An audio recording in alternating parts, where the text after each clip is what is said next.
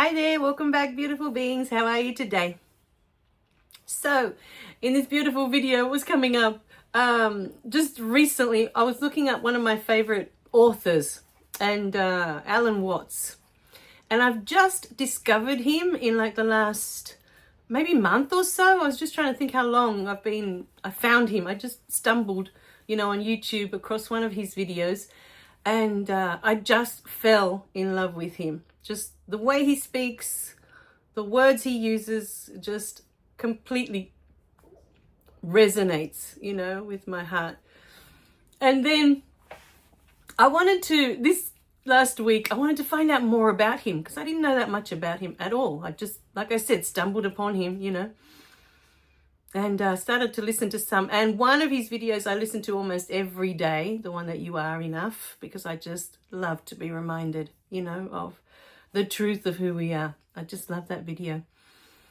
And then it was funny, I'd created all those videos around addictions, and I find out that he died when he was 58 years old, and he died of alcoholism. He was an alcoholic. And then I was going through in my mind thinking, wow, I love listening to him. I love the sound of his voice. There's just something inside. It's different people, they speak, and you feel like some people I listen to and it feels like they rub you the wrong way. Like, oh, I can't listen to them. Just the voice, the tone of the voice, the way they speak.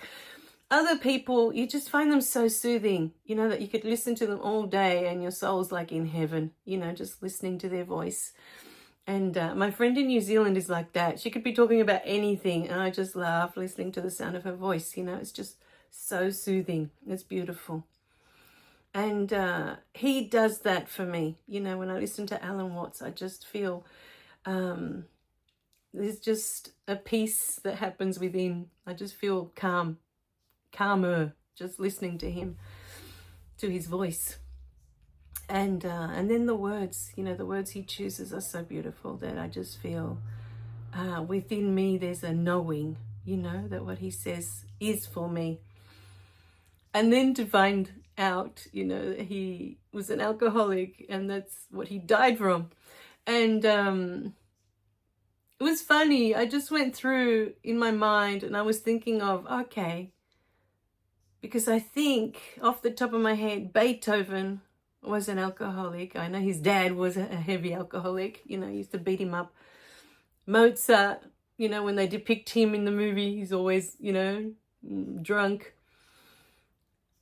And you look at these great minds, and then you go and you look at the music that's been created in the last, say, 20, 30 years. And so many of them have been on drugs. But look at the music they've created. Would it have been possible with a straight mind, without drugs in the system? Would the same music have been created?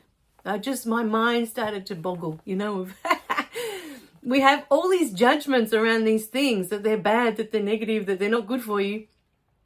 But, for some reason, when I read that about Alan Watts, I just dropped all judgments about it because I thought, wow, like he's one of my favorite people, to listen to.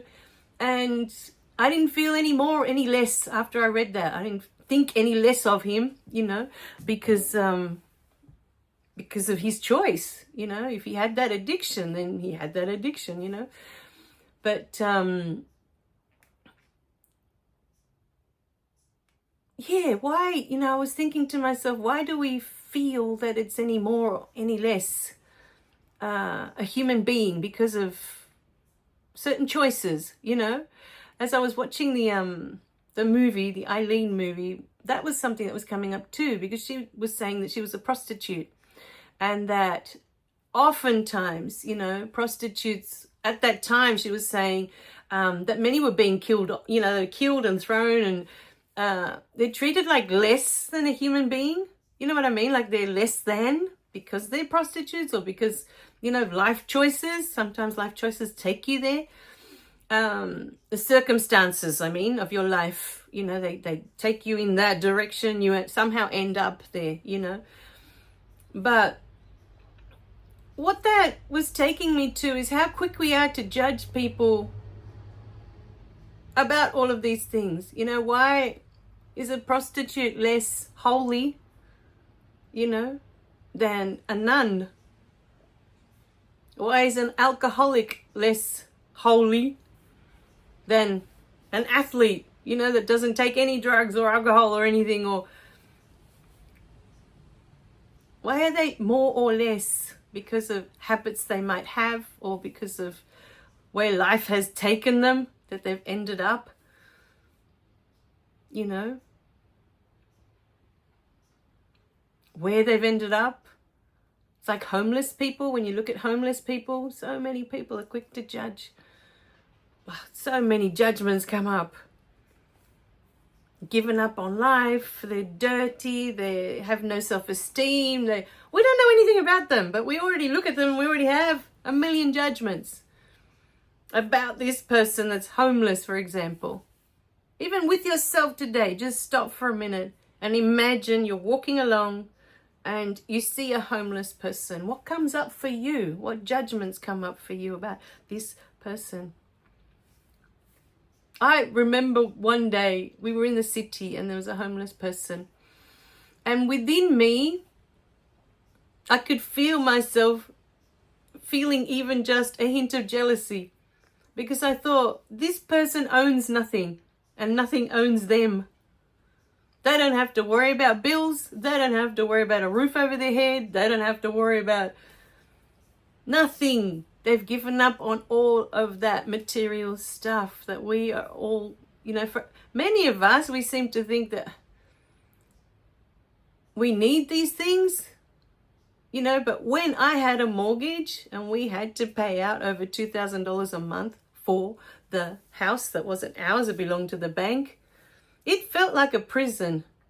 And when I saw this homeless person that day, I was genuinely jealous of that freedom, that they didn't have any of this. They didn't have to spend sleepless nights worried, how am I going to pay the next mortgage repayment? How am I going to pay the next electricity bill? How am I going to pay all of that was constantly on my mind? You know, many sleepless nights worried about how I'm going to pay for this and how I'm going to pay for that. And to me, having a mortgage felt like a prison, an invisible prison that we had created for ourselves. So we look at those beings and we have all these judgments.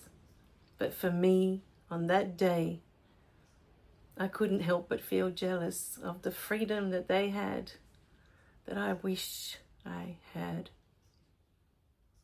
I wished in that moment that I was that free, that I could just give it all up and walk away.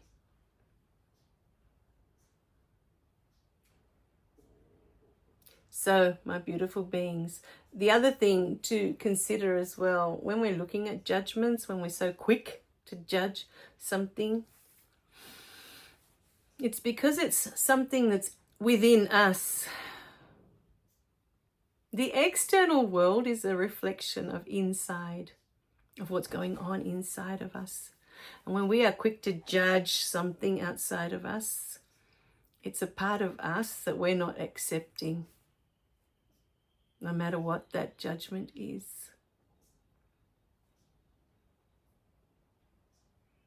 Think about it, really think about it. Your judgments, where did they come from? Why are they there? Why do you need to stop and judge that homeless person? Why do you need to stop and judge a relative that makes different choices to you? Their life choices are completely different to yours. If you have a relative that's an alcoholic, for example, why do you need to judge that, oh, they need to change their lives, that it's not good for them, that it's this, that, and the other? You have all these judgments. And you seem to think it's your job to fix them, to make their lives better, but you don't know anything about their path. You don't know what their soul is here for. You don't know if their soul is here to experience that addiction or whatever it is that they're going through. You don't know. You don't know why that addiction is even there. Because many times I find with addictions that it's trying to numb something that we don't want to feel. We just don't want to feel it. We don't want to look at it. And so it's easier for many to numb it with drugs, numb it with alcohol. Others, they just throw themselves into work, become workaholics. If I have my mind constantly busy, I don't have to think about anything. So it's easier to work. And my mind is focused on something. My dad was like that. It was so much easier for him to work and be busy with work than to think of anything that was about him, anything that caused him pain. You know, his relationships with his brothers, they were all estranged. None of them were getting on. And that hurt him. You know, he always felt like he was the one that they cast aside, so to speak.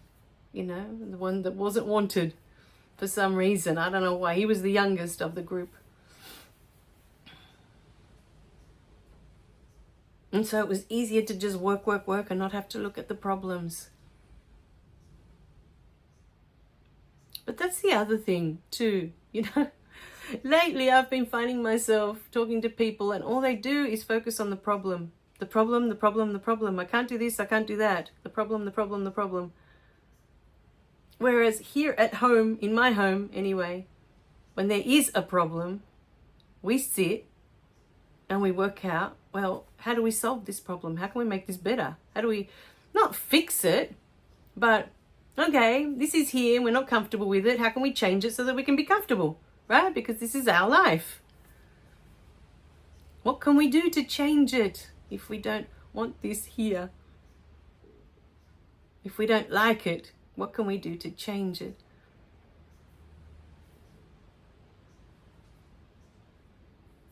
It's a way of thinking. We get into patterns, you know, of doing things a certain way, of thinking a certain way, and we get in our own way sometimes.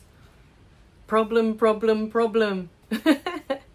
Rather than, okay, if I don't like it, how can I change it? And if I can't change it, what can I do about it? How can I think about it differently so it's not affecting me in that way?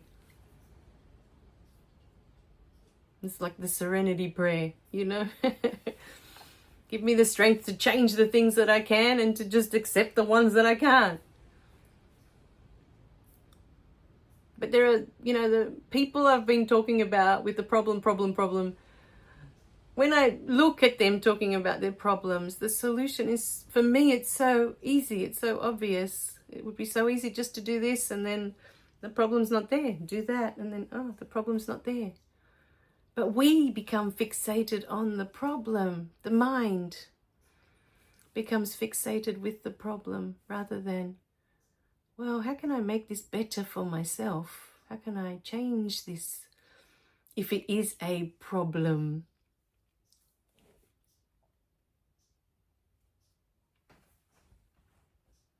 So, my beautiful beings,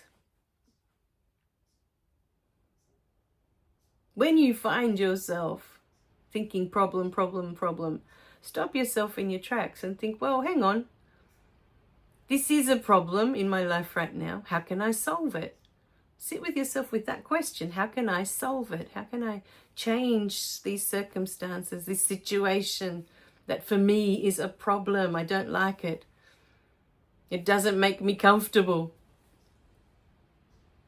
I'm not at peace in this situation.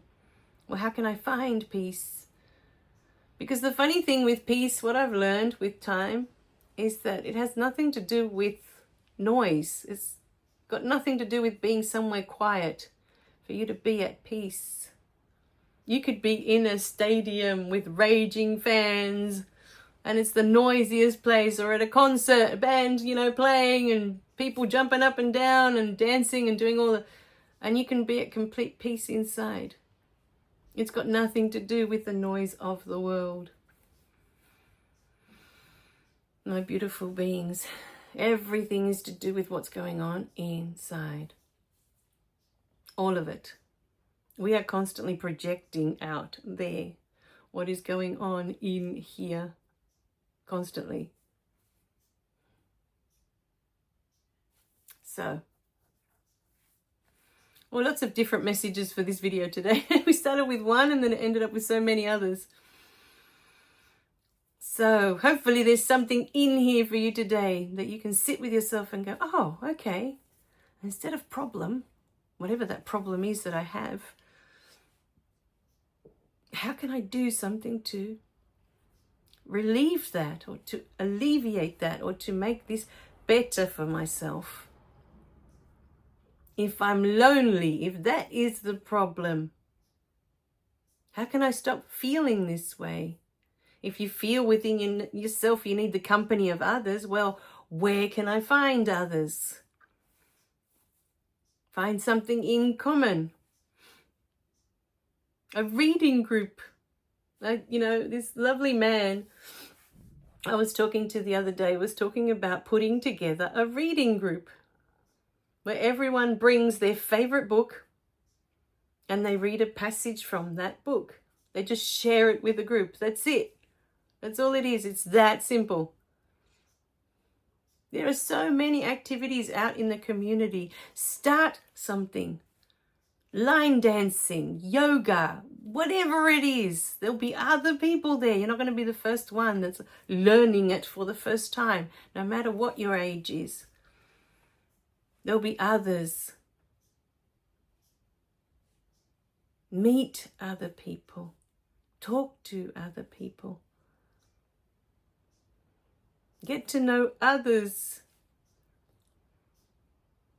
and your loneliness will dissolve.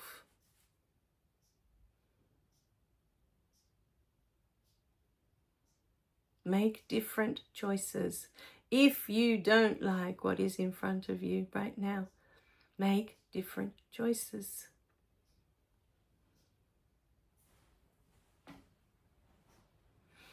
Look at how you can do things differently. What can you change? Only you can know that about your circumstances, your situations. What can you change? Even if it's just one thing. If you're super busy, you're a mum, your husband, you've got 4 kids, whatever it is, and you're super busy. Make time once a week for an hour. Go to a spa, do something for yourself that you can just switch off, relax. That's it, disconnect. Have some time to yourself. Go somewhere quiet, read a book if that's what you like doing. Change, make one small change. It makes all the difference. Because once you start to make that small change, you'll find it's easier to keep doing that until finally one day you wake up and go, oh, this is my life. And it's good because I made all those choices to make it good. All those decisions, one at a time. All right, my beautiful beings, we love you dearly. Remember to click like and subscribe so you don't miss any of the messages. And we'll see you in the next video. Bye for now.